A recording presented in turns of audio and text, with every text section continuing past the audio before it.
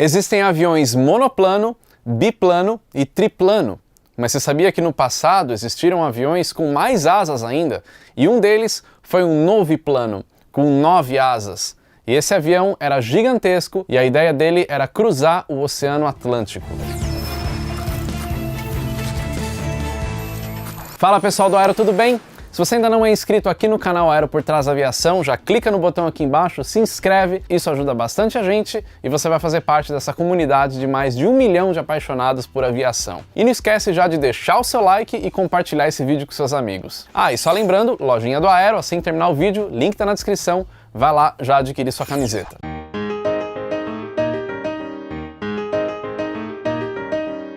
Desde que o voo do mais pesado que o ar se tornou realidade no início do século XX, muitos engenheiros, inventores, projetistas resolveram criar esse tipo de máquina. E menos de 10 anos depois que o Santos Dumont fez o seu voo com o 14 bis, o avião já estava sendo utilizado como máquina de combate na Primeira Guerra Mundial. Mas além de ser usado na Grande Guerra, os inventores também imaginavam outras aplicações para os aviões, como no mundo civil, transportando passageiros. E um cara que tinha essa visão era o engenheiro italiano Giovanni Battista Caproni. Esse cara começou a se envolver com a aviação logo depois que o Santos Dumont fez o primeiro voo em 1906. O Caproni, a partir de 1907, começou a adquirir experiências construindo aviões.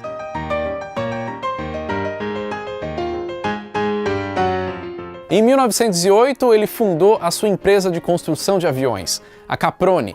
E aí ele começou a fazer vários tipos de aviões. Foi um pouco de tudo, foi monoplano, biplano, triplano, avião com 1, 2, 3 motores. E ainda em 1913, o Caproni já pensava em fazer aviões para carregar passageiros. Mas aí a Itália acabou entrando na Primeira Guerra Mundial em 1915. Isso acabou mudando um pouco o pensamento e os planos do Caproni, que se especializou em fazer bombardeiros para atuarem na Primeira Guerra Mundial. Ele atendeu muito os militares da Itália durante a Grande Guerra, só que o Caproni não fazia qualquer bombardeiro, ele fazia aviões grandes, aviões ousados. Será que ele era o Antonov daquela época? Logo depois que a Primeira Guerra Mundial acabou, o Caproni já não tinha mais demanda quase nenhuma para construir aviões militares para a Itália. Então, ele acabou focando, assim como muitos outros construtores de aeronaves, em construir aviões civis, com o propósito de carregar passageiros. Só que naquela época, final dos anos 10, os aviões de passageiros eram aviões pequenos, para carregar 14 ou até 20 passageiros, mas nada comparado com a ideia que o Caproni teve de um avião para carregar 100 passageiros. Foi em 1919 que o Caproni registrou uma patente de um avião com essa capacidade, um hidroavião, com o objetivo de cruzar o Oceano Atlântico ligando a América do Norte com a Europa, carregando 100 passageiros, e esse seria o Caproni CA-60 Transaero.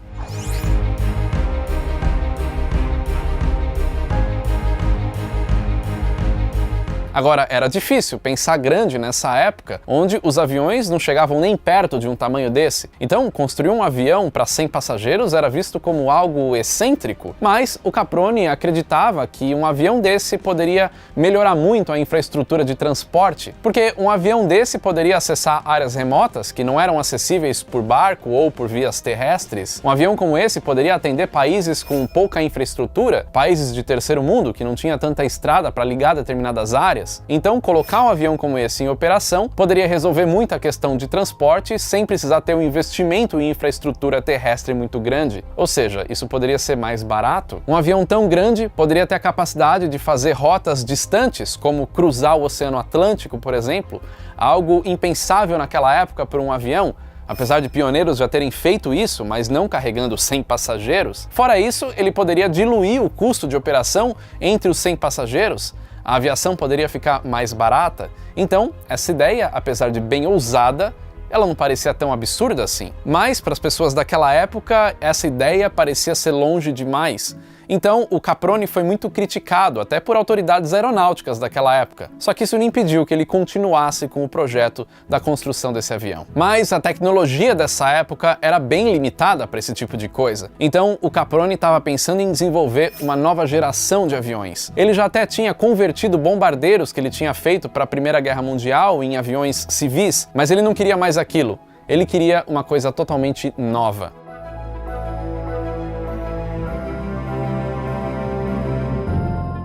Mesmo naquela época que tinha um pioneirismo na aviação acontecendo, A segurança também era pensada. Apesar de a gente ver alguns vídeos por aí que parece que eles não pensavam em segurança, não, eles levavam isso sim em consideração, claro que muito menos do que hoje em dia, mas o avião precisava ser seguro.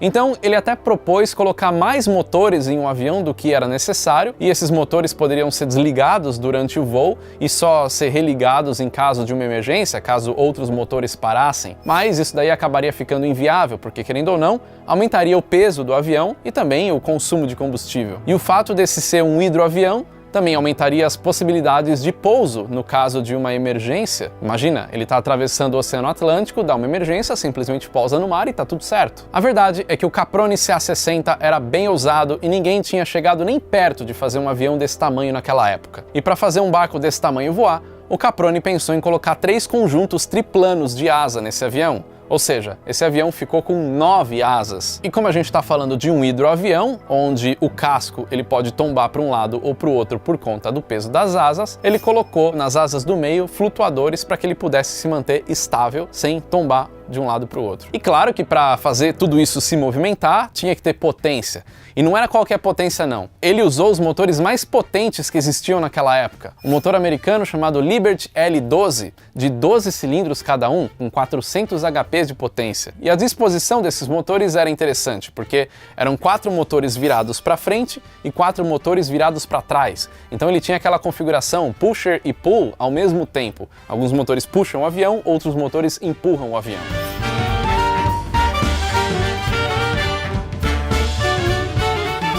O avião, com 3 envergaduras de 30 metros, um comprimento de quase 24 metros e um peso máximo de decolagem de 26 toneladas.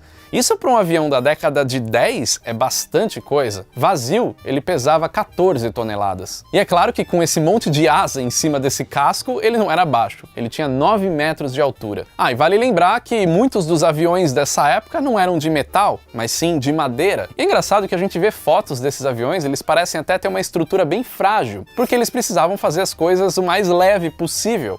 Então, para ter estrutura nas asas, eles usavam montantes e cabos. Agora, você imagina esse monte de cabo?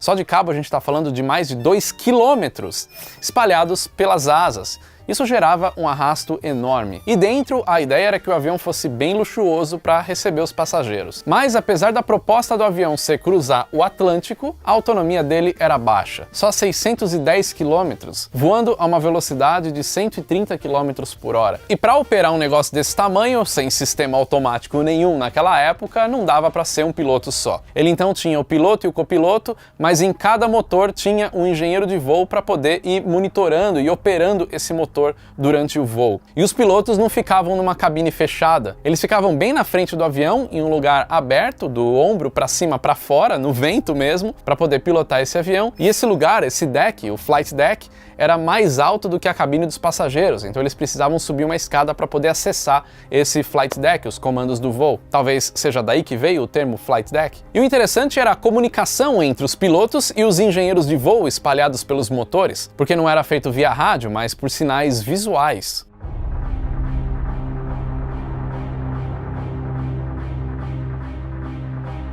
A construção do Caproni CA-60 começou em 1919 e no final daquele ano aconteceu uma feira de aviação na fábrica da Caproni. E aí esse projeto foi amplamente divulgado pela imprensa, porque finalmente todo mundo pôde ver o que o Caproni estava fazendo, e aí que o pessoal começou a perceber que o negócio era de verdade. Porque enquanto ninguém tinha visto de fato, mas tinha só ouvido falar num projeto de um avião tão grande, o pessoal não botava muita fé naquilo que o Caproni estava fazendo. Mas depois da divulgação e depois que eles viram que o negócio estava sendo construído, aí todo mundo acabou começando a mudar de ideia. Ele acabou usando bombardeiros que ele fez para a Primeira Guerra Mundial para testar o funcionamento do que seria o CA-60. E na verdade a construção do CA-60 utilizou asas do CA-40, o bombardeiro que ele fez para a Primeira Guerra Mundial. Então as asas triplanas que foram colocadas no barco vieram do CA-40. Isso acontecia principalmente porque, como acabou sobrando muito avião depois da Primeira Guerra Mundial, muitos deles acabaram sendo canibalizados para serem usados para outra coisa. Então pega a asa de um, monta no outro, faz aquele juntado ali, aquele Frankenstein, e constrói um avião novo.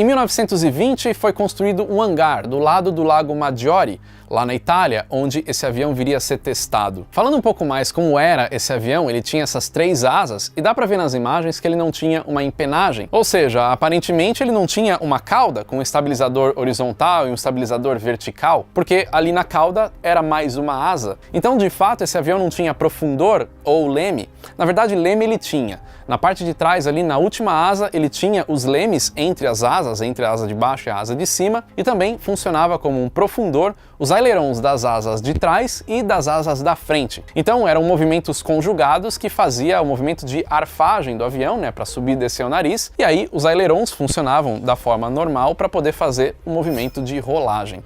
Então era uma coisa diferente, porque ele acabou usando a própria asa de trás como um estabilizador horizontal, ao mesmo tempo que ela gerava sustentação para o voo, como as outras asas da frente. E com esse tipo de configuração, olhando esse avião de longe, até parece que ele pegou simplesmente um barco e colocou 3 sets de asas triplanas ali em cima dele.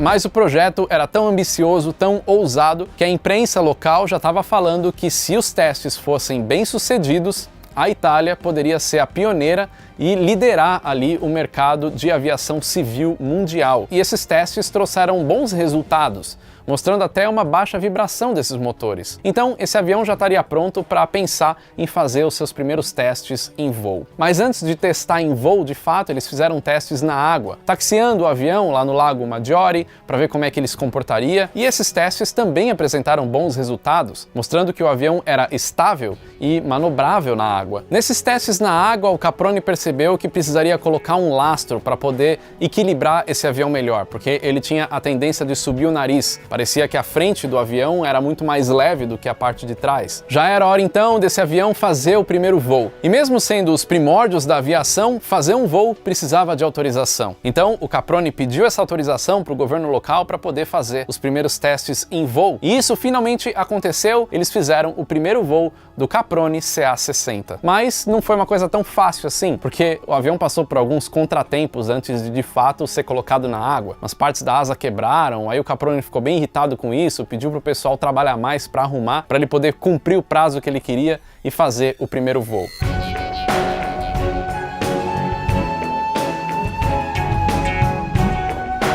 O piloto de testes foi o Federico Semprini. E aí, esse primeiro voo foi bem sucedido. O avião conseguiu decolar a uma velocidade de 80 km por hora. E o Semprini viu que o avião era até bem estável e controlável, bem manobrável. Tudo estava indo muito bem, o avião fez o primeiro voo, estava na hora então de fazer o segundo voo. Mas dessa vez as coisas não foram tão bem assim. Existem relatos que o Caproni preparou esse avião para fazer o voo colocando sacos de peso nos assentos dos passageiros justamente para simular esse peso dos passageiros. E aí o avião partiu para o voo. O avião saiu da água a uma velocidade de mais ou menos 100 km por hora. Só que logo que ele decolou, o nariz levantou demais e o avião ficou praticamente incontrolável. A cauda acabou baixando, batendo na água, bateu a frente do avião também na água e tudo juntou num lugar só, quebrou asa, quebrou tudo. Não foi um dano muito grande na parte de trás do avião, mas a parte da frente ficou bastante danificado. Mas naquelas condições até parecia que o avião poderia ser recuperado. Só que eles precisavam tirar o avião lá do meio do Lago Maggiore. Por isso, o avião foi rebocado, e nesse reboque acabou terminando de destruir o que tinha. Apesar do acidente ter destruído bastante o avião, tanto o piloto, o Semprini, quanto os engenheiros de voo que estavam cuidando dos motores acabaram saindo ilesos. E o que se diz é que o que pode ter causado esse acidente foi justamente um deslocamento desses sacos usados como peso para simular os passageiros. Esses sacos podem ter se deslocado para trás e aí mudou completamente o centro de gravidade do avião e não teria como o Semprini, o piloto de testes, controlar um avião com essas condições de peso. E também existem relatos de que o que pode ter causado o deslocamento desses pesos dentro desse avião tenha sido uma marola deixada por um barco que passou um pouco antes e aí o CA-60 passou em cima, deu aquela chacoalhada e acabou estragando tudo que tinha dentro.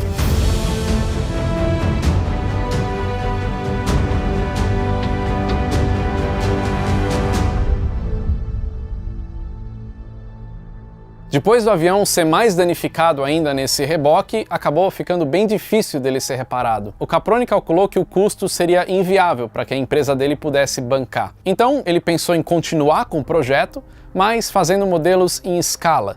Só que para isso ele precisava de recurso financeiro, e aí ele contava com a ajuda do governo. Só que o governo italiano daquela época tinha outras prioridades políticas e não queria colocar dinheiro no projeto do Caproni. Por conta disso, o projeto do Caproni CA-60 Transaero, conhecido como Capronissimo, acabou sendo abandonado em 1921. Mas mesmo que isso não tivesse acontecido, mesmo que o voo tivesse sido bem sucedido ou que ele tivesse dinheiro para reconstruir o avião e continuar com a construção, o CA-60 tinha vários problemas de projeto que poderiam ser descobertos mais para frente. Como o próprio setup de 3 asas triplanas, uma atrás da outra, quando a asa passa pelo ar, ela vai gerar uma turbulência, e essa turbulência poderia comprometer a sustentação da asa de trás e depois da outra terceira asa de trás. Então isso poderia não ser eficiente. Como eu falei antes, aquele monte de cabo espalhados para criar essa estrutura da asa também gerava um arrasto muito grande. O avião, dá para ver pelas imagens que ele não parecia ser uma coisa muito aerodinâmica. Então, por mais que tivesse muitos motores, ele gerava arrasto, isso poderia ser muito custoso. Por conta desse arrasto todo, dessa falta de aerodinâmica, essa ineficiência, afinal de contas a gente está falando de um avião pioneiro lá da década de 10, ele acabava voando devagar, 130 km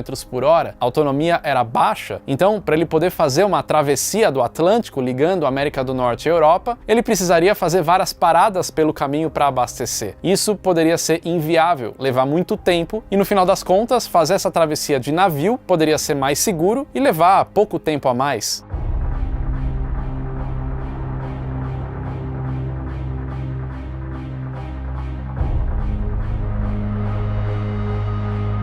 Fora isso, apesar dos primeiros testes mostrarem uma certa estabilidade e até uma facilidade de controles de voo, a forma que essas asas estão posicionadas em relação à fuselagem faz com que o avião seja estável demais, ou seja, ele é um avião de asa alta, mas 3 asas em cima da fuselagem. Então, para controlar esse avião é muito difícil, porque a fuselagem acaba funcionando como um pêndulo, e aí para você fazer qualquer manobra nesse pêndulo pendurado em 9 asas é muito complicado. E nessa época não tinha superfícies hidráulicas ou nada que facilitasse o trabalho dos pilotos. Apesar do CA-60 não ter dado certo, o Caproni não estava ficando maluco, ele não estava com uma ideia doida, porque o que ele estava pensando naquela época viria a ser realidade algumas décadas depois, ou seja, transportar muitos passageiros dentro de um avião em voos transatlânticos, e hoje é a coisa mais normal do mundo. Então você vê a visão do cara lá na década de 10, onde não existia nada próximo disso, ele já pensava em algo que depois virou realidade. O Caproni acabou trabalhando em outros projetos na sua empresa, a Caproni, projetos até que ficaram bem famosos, eu posso falar deles em outros vídeos aqui, se você lembrar de algum,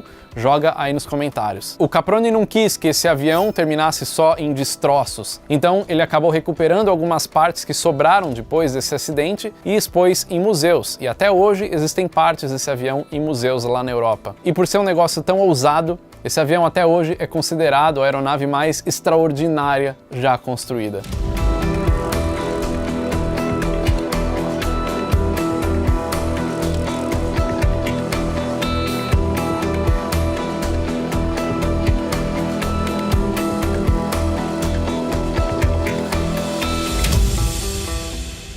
Então é isso, esse é o Caproni CA-60, um avião totalmente fora da sua época, lá de 1921.